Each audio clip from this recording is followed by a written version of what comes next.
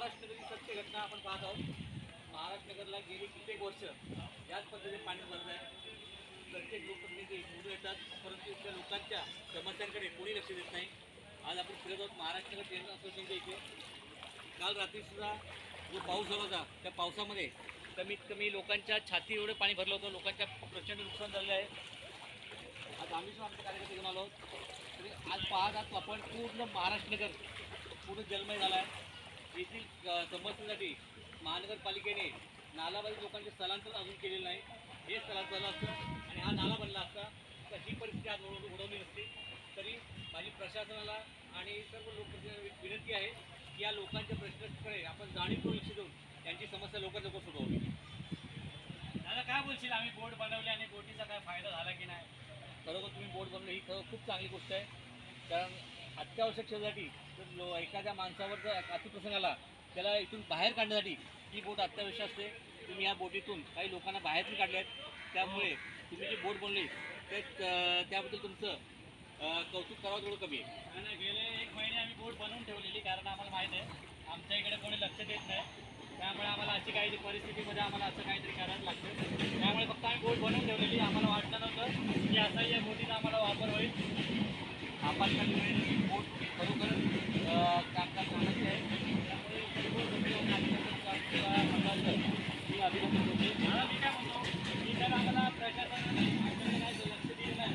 आमची एकच विनंती की आम्हाला अशा बोटी द्याव्या, जेणेकरून आम्ही आमचं जे काय जीव आहे ते आम्ही वाचवू शकतो।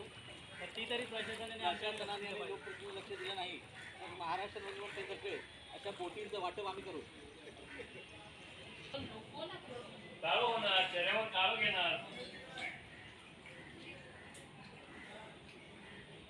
परत तोच कंटिन्यू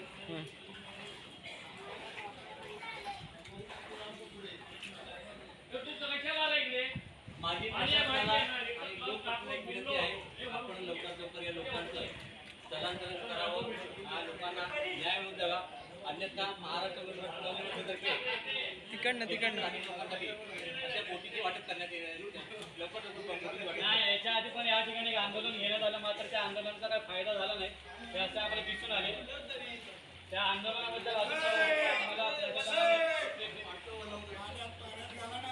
आंदोलन महाराष्ट्रनगर टेनिस असोसिएशन एक आंदोलन घेतलेलं, मात्र त्या आंदोलनाचा काही फायदा झाला नाही असं या ठिकाणी दिसून येते।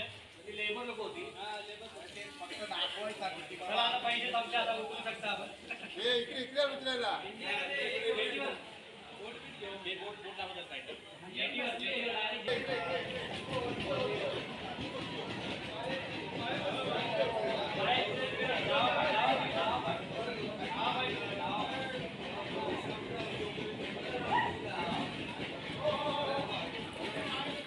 काल रात्रीपासून जो पाऊस पडतोय मुंबईत, त्या मुंबईतील पावसामुळे आज नागपूर महाराष्ट्र येथे देखील पूर्ण लोकांची घरं डुबली होती। काही लोक कित्येक वर्षानुवर्ष त्या भरलेल्या पाण्यामध्ये राहत आहेत। महाराष्ट्रामध्ये नालाबाधित गेली 8 वर्षापासून स्थगित आहे।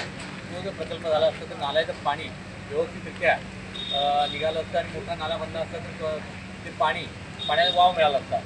तसेच त्या लोकांच्या घरामध्ये पाणी शिरलं, लोकांच्या घरामध्ये जे साप वगैरे जे जलचर पाणी आले त्यामुळे काही लोकांचा विषबाधा किंवा एखादी जीवितहानी होऊ शकते। लोकांच्या घरात अक्षरशः कमरेच्या वर पाणी भरलेलं असल्यामुळे रात्रभर लोक अंधारात आणि कोणत्याही प्रकारचं जेवण न करता रात्रभर जागे होऊन ते लोक रात्र काढली। त्या लोकांच्या घरातील सर्व वस्तू TV असतील, फ्रीज असतील, कपाट असतील ते भिजले। माझी शासनाकडे एक विनंती आहे की आज कालच्या दुर्घटनेत किंवा जे आपत्ती झाले त्या आपत्ती व्यवस्थापनाकडून शासनाने तिथील लोकांना, स्थानिक लोकांना, त्या लोकांना भरपाई द्यावी। तसेच इथे जे पाणी काढण्यासाठी मोटर पंप बसवले आहेत, 4 पंप वॉटरसाठी पंप बसले आहेत, त्या मोटरचे पंप जे बंद असल्यामुळे ते पाणी निघालं नसल्यामुळे त्या मोटर पंप कॉन्ट्रॅक्टरवर कारवाई करण्यात यावी, जेणेकरून ते भविष्यात पुन्हा कधी पाणी महाराष्ट्रात तुंबणार नाही याची दक्षता घेतली। महानगरपालिकेतर्फे काल काही माणसं आपत्कालीन व्यवस्थेत काही लोक आली होती, परंतु त्या लोकांना देखील पाण्यामधून तिथे येण्यास भीती वाटत असल्यामुळे लोक अक्षरशः घरामध्ये पडून होती। आमच्या काही स्थानिक कार्यकर्त्यांनी त्या लोकांना तिथे जाऊन काही मदत केल्यामुळे लोकांना थोडा धीर आला.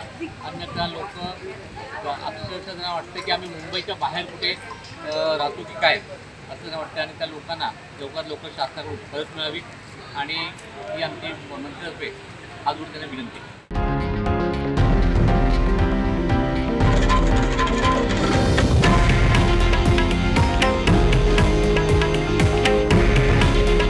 हे आहे देशातील नंबर 1 न्यूज नेटवर्क आणि आपण पाहत आहात TV9 मराठी. काळजी तुमची, हित महाराष्ट्राचं.